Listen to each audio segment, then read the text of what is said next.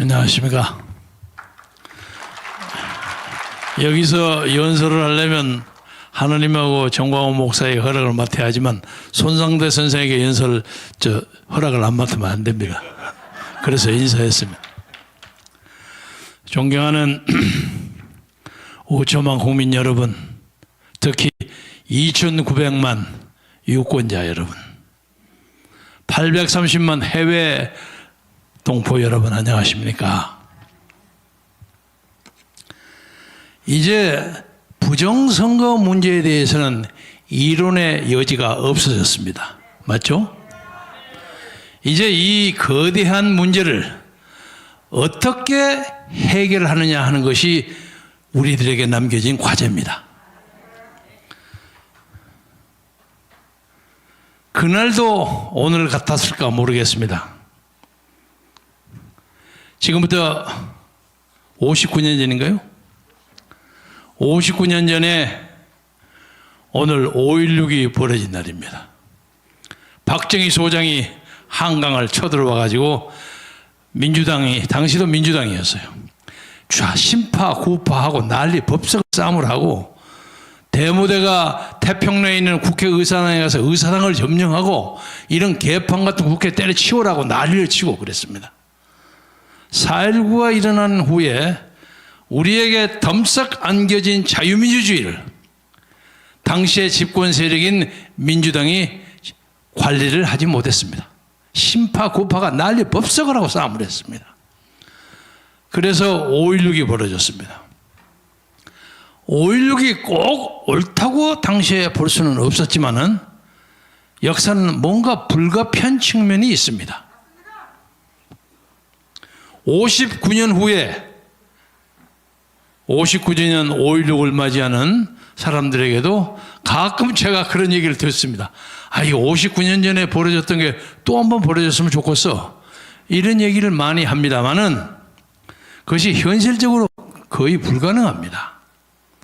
우선은 저 청와대에 있는 문아무개라는 사람이 전방에 있는 용맹무성한 군대 사단을 많이 해체시켜 버렸고, 또 하나는 요새는 핸드폰이 발전돼 가지고 단 500명만 군사가 출동을 하더라도 5분 10분 내에 수도경비사령부에 어느 부대가 어디서 출발하는데 대대장의 이름은 누구고 소대장은 누구고 쫙 끼워버려요. 그래서 다 막아요.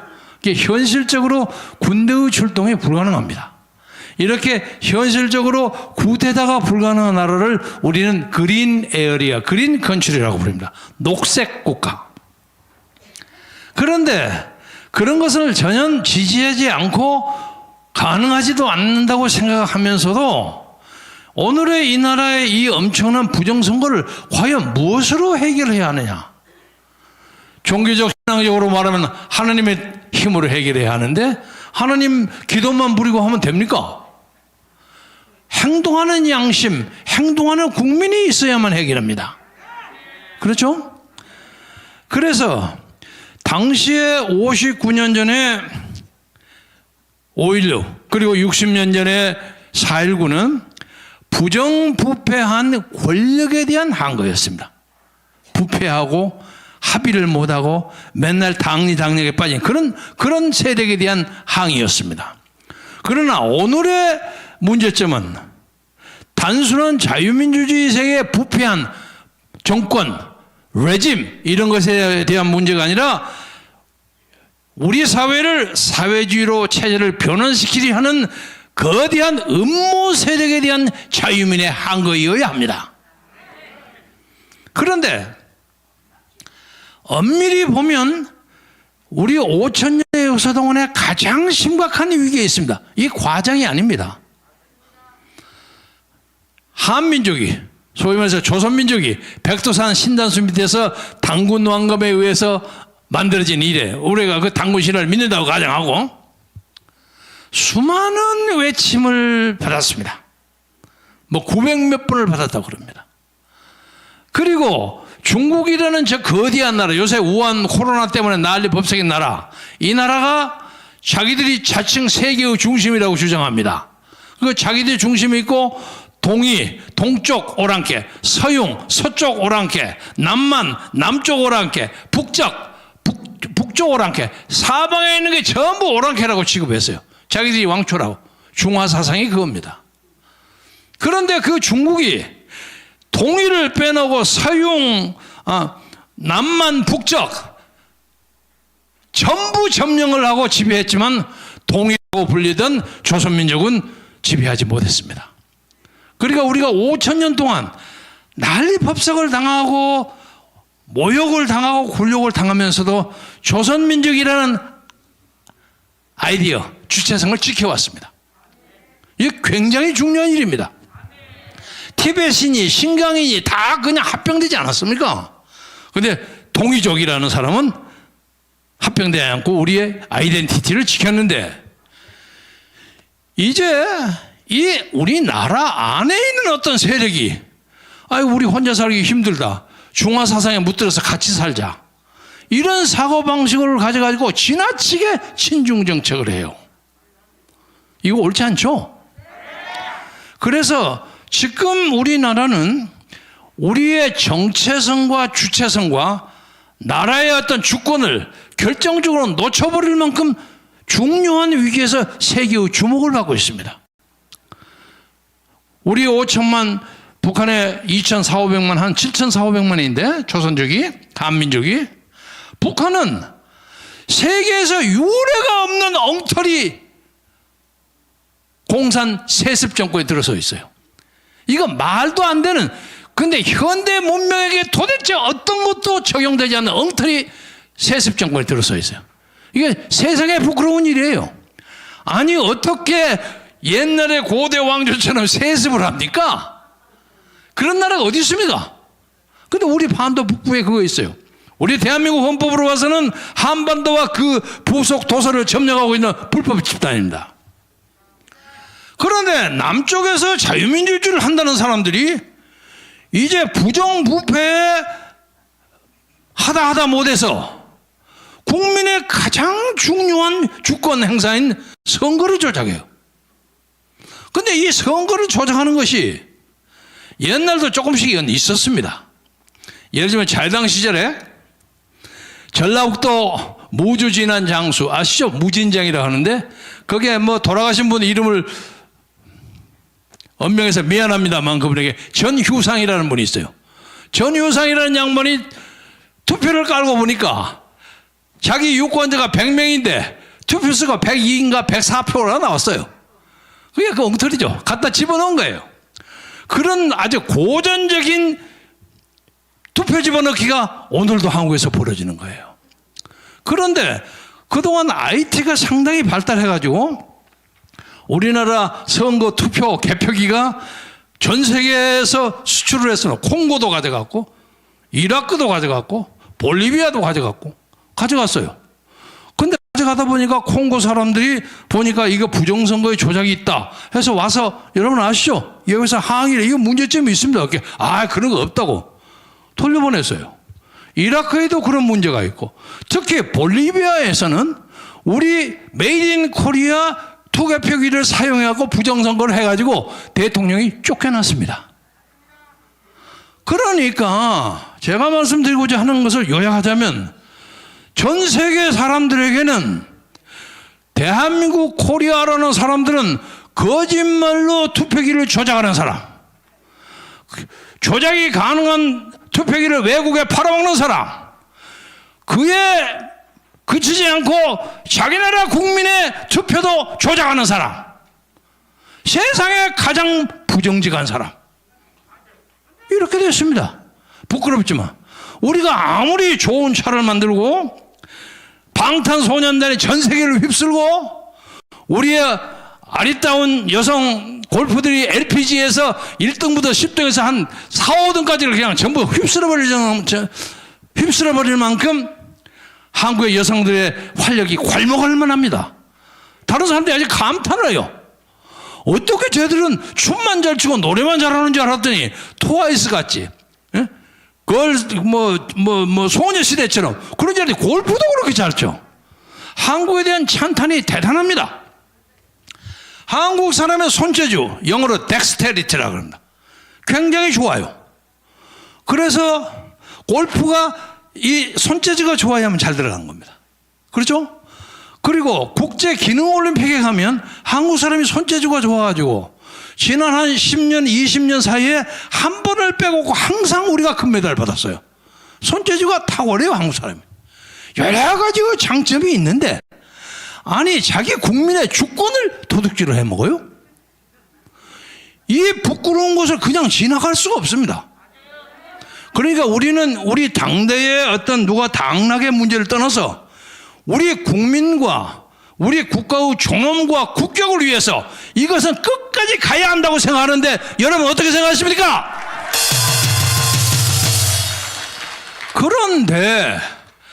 그런데 지난 몇 년 동안 우리하고 같이 자유민주주의 회복을 위해서 열심히 노력하고 열심히 글도 쓰고 좌담도 하고 연설도 하고 했던 일군의 상당히 유명한 소위 우파 농객들이 갑자기 하루아침에 나타나갖고 이 선거 전혀 부정 그런 거 없다. 그 말도 안 되는 소리다. 이거 전라도 말로 깝깝해요. 그래서 내가 몇 번 개인적으로 얘기를 했어요. 여보시오, 당신은 아날로그 시대야. 옛날 공병우 타이프라이터, 김동훈 타이프라이터 딱딱딱 치는 거 있죠. 그 시대 당신 생각해서 그러지 지금은 컴퓨터가 발달해가지고 그거 아주 쉽습니다. 미국에 가서 MGM 같은 그 카지노 있죠? 카지노에 가면 777 번호 나오죠? 그거 나오면 50만 불, 20만 불 나온 거, 그것도 잘 안 나오게 조정합니다. 그거 계속 나오면 저 카지노 망해버리죠. 그러면서 이 조작을 하는 것은 쉽게 말해서 컴퓨터 공학과 학사 자격만 받으면 할 수 있는 기술입니다. 어려운 게 아닙니다. 지금 이 정권의 주역들은 우리나라 젊은이들의 소위 IT의 기술, 컴퓨터 기술을 과소평가한 거예요. 이건 말이 안 되는 장난이야. 다 보여요, 이게. 그래서 유명한 양정철이라는 사람 나오죠. 엊그제 양정철에 대해서 진중권이가 뭐라고 한마디 했죠. 그 사람 사고 칠지 내가 알았다 그랬더라고요. 진중권 교수에게 저도 동의해요. 저 사람이 옛날부터 조금 문제가 있는 사람이다. 옛날 저하고 한때 앙숙이 됐던 노무현 전 대통령, 내가 그 양반 때문에 열흘 동안 감옥소도 갔다 왔습니다. 노무현 명예훼손했다고. 나는 주로 감옥소 갔다 온 게 재판받는 게 말하는 것 때문에 갔다 옵니다. 그런데 노무현 때 노무현이가 하도 언론들하고 사이가 좋지 않았던 모양이야. 그러니까 노무현이가 그냥 이거는 뭐 기자는 이 새끼들 안 봤으면 좋겠다. 꼴도 보기 싫다. 막 그랬던 모양이야. 저 춘추관 좀 보고 없애버렸으면 좋겠는데. 춘추관 아시죠? 청와대 그 프레스룸. 그러니까 양전철이가 카카 제가 가서 막아버리겠습니다. 진짜 막을래? 나 먹으겠습니다. 들어가서 춘추관에다 못을 꽝꽝 박아갖고 춘추관을 폐쇄시킨 사람이 바로 양정철입니다. 그래서 제가 그걸 보고 이놈아가 노무현에게 충성은 되게 바치는데 이거 나중에 문제가 있겠네. 사람이 아무리 지도자가 격한 소리를 하더라도 보호자하는 사람은 각하 좀 참으십시오. 만백성의 어버이로서 참아야지. 말려주는 것이 충신의 도리인데 그 사람의 맞장구를 막 치는 거예요. 그래서 이게 좀 문제가 있다. 그리고 제가 맨 처음 한 달 전에 여기 와서 양정철을 주목하라 그랬죠. 그 다음에 문제가 된 사람이 이근형입니다. 이근형 전략기획위원장인데 이 사람이 아마도 보기에는 양정철과 약간의 의견의 차이가 있었던 것으로 추측합니다. 뭐 사실 여부는 모르지만 추측하는데 그 양반이 자기 SNS인가 어디에다가 선거에 대한 표를 하나 딱 냈는데 옆에다 조정값이라고 붙인 게 있어요. 조정치. 저는 그것을 보면서 이 사람이 이것을 실수로 낸 것처럼 해서 얼른 걷어치워버렸는데 이걸 가지고 다른 많은 사람에게 과시를 한 거예요. 당신들 내 말 안 들어주면 이거 불어버리겠어? 이런 거 아닌가 생각해요. 저는 조정값이라는 말을 조작값이라고 생각합니다. 근데 결과적으로 딱 맞지 않습니까? 그래서 양정철과 이근영만 잡아서 윤석열이가 문초하면 이건 딱 끝나는 겁니다. 윤석열 총장은 과연 어디에 있습니까? 이제 행동할 때입니다. 이제 우리는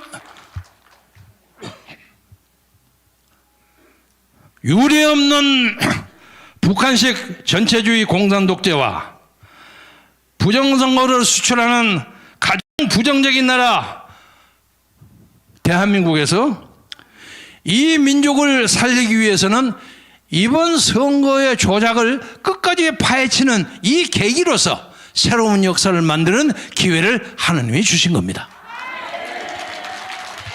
그런데 하나님의 역사에는 항상 악마가 왔다 갔다 안 합니까? 시험도 하고 마귀가 시험한다면 시험하는 것이 지금 저 코로나입니다. 코로나. 저 코로나를 가지고 우리가 집회를 못하게 만들어요. 아마 코로나가 없었으면 아마 모르긴 모르지만 광화문이 매일마다 난리 났을 겁니다. 광화문을 막는다는 것은 뭘 얘기하느냐? 이 역사에 대해 가장 많은 청중을 동원한 정광훈 목사의 행동을 막는다는 뜻입니다. 그런데 요새는 슬그머니 명분이 없으니까 풀어놓고 난 다음에 조건을 많이 붙여가지고 우리 전 목사님 움직이지 못하겠다고 해놓고 난 다음에 요새 듣자 하니까 목사님에게도 들었어요. 여러분도 들으셨겠지만 아까 전 목사님 엊그제 만났더니 아니 요새 서울시장 박원순이가 광화문위원회라는 걸 만들었대요. 그래서 앞으로 광화문에서 무슨 집회를 하면 그 광화문위원회에서 심사를 받아야 된대요. 이런 놈의 나라가 어디 있습니까? 그래서 제가 웃었어요. 박원순에게 얘기하겠어. 네가 아무리 광화문위원회를 만들어가지고 우리 집회를 막는다고 할지라도 용수선비는 민중의 힘과 민주화의 의지를 막지는 못할 것이고 광화문을 막으면 우리는 서울역에서 하면 서울역에서 박원순이 갔다고 서울역위원회를 만들고 아니면 동아면세점에서 하면 동아면세위원회를 만드는 이런 놈의 나라를 때려 부셔야 되는 거 아니겠습니까?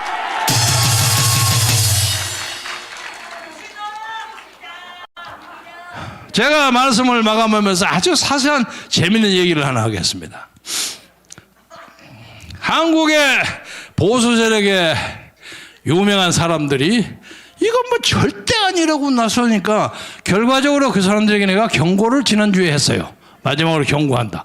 경고하고 나서 또 보니까 여전히 마찬가지야. 근데 그 양반들의 그 논치가 문재인 정권을 도와주는 것입니다. 그리고 애매하고 의심스러운 거 있으면 조사해 봐야 되는 거 아닙니까? 왜 조사를 못 해라고 그럽니까? 조갑재, 정규재, 김진, 이병태, 그리고 애기 같은 이준석이는 상대할 거 없고 이런 사람들에게 다시 한번 경고해요. 당신들이 하는 활동이 대단히 반민주적이고 반민족적이라는 것을 나는 경고합니다. 어떤 통계학자가 나와서 자기의 주장을 계속하면서 자기는 자기 확신을 걸고 제 생명을 걸겠다고 그러더라고요. 그러니까 누가 질문을 누가 했나 제가 어떻게 생명을 걸겠습니까? 필요하다면 63빌딩에서 떨어져 내리겠습니다. 이러더라고요. 여러분도 보셨을 거예요. 자, 그러면 조작이 하나도 없고 이 선거가 완벽하다고 주장하는 조갑재, 정규재, 김진, 이병태는 만약에 조작이 확실히 드러나면 당신들은 어떤 결단을 국민에게 보여줄 겁니까? 오늘이라도 반성해서 조용하게 입을 다물기를 바랍니다. 그동안에 우리가 동고동락하면서 느꼈던 그 사람들의 그 노고를 생각해서라도 사람이 가끔 나이가 들면 자기의 그 옹고집이라는 게 생겨요. 한번 말 벗어놓고 주워 담기가 어려워요. 그런 것을 우리가 충분히 이해하고 오늘부로라도 다시는 그런 얘기 하지 말아주기 바랍니다. 선거 조작의 다른 하나를 제가 밝히겠습니다. 수십 개의 비례대표당이라는 게 있죠. 이것이 나는 정부의 정치 공작이라고 생각합니다. 지금 비례대표가 당이 한 30몇 개 되죠. 그 중에 한 10개 남짓을 빼고 나머지는 전부 급조된 정당이에요. 근데 급조된 정당을 하려면 5개 지역에, 예를 들면 시, 도 이런 서울특별시, 부산, 대구, 경북, 뭐 대전 이런 5개 지역에 적어도 1000명의 당원을 확보해야 됩니다. 5,000명의 당원을 확보해야만 인가가 됩니다. 그런데 갑작스럽게 이게 막 늘었어요. 그러면 그 사람들이 5천 명을 전부 갖다 당원을 집어넣는데 이 당원들 중에 상당수가 가짜예요. 여기서 당시에 여러분 들으셨죠? 정당 명부 팔고 이름 받고 하루에 한 사람 앞에 2,000원, 3,000원 받고 하는 게 많아요. 그래서 이걸 관계된 우리 기독자의당 당원이 선관위원회에 항의를 했어요. 그거 다 확인해라. 니들은 우리 자신만만하다. 우리는 5개 아니라 10개 지역에 5,000명 아니라 1,000명 아니라 5,000명이라도 자신 있다. 그러잖아요. 자신 있어요. 그러니까 선관위 뭐라고 하냐. 우리는 그 당원들의 진성 여부를 가릴 책임이 없다. 이게 말입니까? 막걸리입니까? 적어도요, 딱 사람이 들어먹을 딱 컴퓨터에 입력하면 쫙 인증사항이 들어가지 않습니까? 그러면 나머지 다른 거 뭐 탁 보면 겹치니까 그냥 나오잖아요. 그러면 그거 반납시켜야죠. 그것을 중앙선거관리위원회가 안 했습니다. 그것은 우리 같은 기독자의당에 표가 몰리어서 눈에 보이게 몰릴까 봐서 해꾸지를 하려고 여러 가지를 만들었습니다. 심지어 그 당 중에는 자기들 공층 5,000명의 당원도 찍지 않는 당이 있어요. 비례대표에. 예? 대한당이라고 4,855표를 받았어요. 그러니까 145표 자기 등록된 당원도 다 찍지 않는 그런 정도예요. 이게 가짜예요. 이것이 다 기독자의당을 겨냥해가지고 표 못 달게 한 겁니다. 그래서 그걸 붙이면 어떻게 되느냐. 기독자의당이요 77만 얼마를 받았던 사람들이 빠져가지고 51만 3,159표예요. 1.8%. 그리고 우리와 같이 우파를 단합해가 같이 모이면 홍문종 의원도 저하고 합당한다고 여기서 손들고 그래요. 그 사람이 또 가서 딴소리 하는 거야. 왜냐면 기독자유 친박신당이라고 붙이자 이거야. 어떻게 제목을 그렇게 길게 붙입니까? 그래서 우리가 나중에 하더라도 친박신당 빼고 그냥 하자. 그리고 비례대표 이런 것은 정광훈 목사님도 동의하고 해서 이렇게 배려하겠다 하다가 딴 데 가버렸어요. 조원진도 마찬가지야. 왔다 갔다 해버려요. 그런데 이 재미있는 것은 이것이 사실 그대로라고 보고 깎아진 거 그만두고 현재로 봐서 기독자의 통일당 1.83%, 우리공화당 0.74%, 친박신당 0.5%, 보태면 3.1%가 됩니다. 그러면 적어도 두 사람이 되는 겁니다.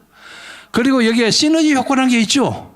시너지 효과를 붙이면 적어도 우리가 너댓 명, 대여섯 명 우리 우파들의 국회 진출이 충분히 가능한데 그것이 잘라주고 난리친 것도 이것이 전부 문재인 정권의 공작에 의해서 갈라진 겁니다. 돌아다니면서 왜 쟤하고 붙냐 이렇게 하면 네가 하면 잘 될 거 아니냐 이런 공작에 넘어가는 거야. 우파가 가장 문제하는 것은 옛날 이승만 정권 때 박정희 정권 때 문제는 우파는 부패했어. 두 번째는 우파는 자유민주주의의 철학이 없어. 그래갖고 맨날 일제 밑에서 친일패했던 사람들이 많이 왔어. 그러나 6.25나 등등을 통해서 자유민주주의, 소위 리버럴 데모크라시에 대한 교육이 많이 됐어요. 그런데 이제 지금 문제는 파벌을 깨지를 못해요. 그래서 이 파벌을 깨지 못하면 니들이 요 모양 요 꼴이 된다 하는 것을 이 표가 보여주는 겁니다. 앞으로 우리는 이번에 이 부정선거를 파헤치는 계기를 가지고 진정한 의미의 자유민주주의 세력, 진정한 의미의 보수 우파를 이 땅에 만들어야 합니다. 알곡과 죽정이를 가려내야 합니다. 이것을 가려내기 위해서 저는 하나님이 이런 시련을 주었어요. 우리가 나가서 나갈 뜨거운 열정을 가지고 있으면서도 앞에 코로나가 막고 있어요. 이 코로나가 정치적 코로나인지 인간의 코로나인지 모르겠어요. 하나님이 니들이 그렇게 어물어물하고 니들도 잘못했기 때문에 그거 못한 거예요. 그러고 앉아있는 것입니다. 그래서 이것이 우리에게 시련의 기회가 되기 때문에 더 좋은 나라, 우리의 후손들이 살 수 있는 더 좋은 나라를 위해서 참고 기도하고 노력하면서 이 난관을 헤쳐나갑시다. 오늘 이 자리에 여러분들이 오셔서 좋은 말씀 많이 하실 것입니다. 여기에 또 하나, 방금 제가 들어오면서 어떤 고명한 역술학자의 얘기를 하나 전달하고 하겠습니다. 자기가 어제 저녁에 꿈을 꿨는데 유튜버에 대한 방해 공작이 많이 나오는 꿈을 꾸었다는 겁니다. 그래서 여러분, 우리나라의 유명한 유튜버들 누군지 아시죠? 아세요? 모르세요? 공병호가 하여간 계산하는 데는 넘버원입니다. 예? 이봉규 박사, 공병호 박사, 강용석 변호사, 로슈아, 로이킴, 박영하 교수, 그리고 여기는 손상대 교수. 제가 말이죠, 손상대 교수를 지난번에 얘기 안 하고 혼난 먹었어. 아니 선배 왜 나를 뺍니까? 근데 사실은 너무 가까이서 얘기를 하면 다른 사람이 자기 가족들 챙긴다고 그럴까 봐서 얘기를 하는데, 손상대야말로 그 어떤 유튜브에 못지않게 유튜브로 연설로 광화문 세력을 끌어가는 그 구라로 입으로 이 역사에 위대한 역할을 하고 있는 사람입니다. 이 말은 됐죠 이제? 여러분, 우리는 꼭 이길 것입니다. 여러분 건강하십시오. 감사합니다.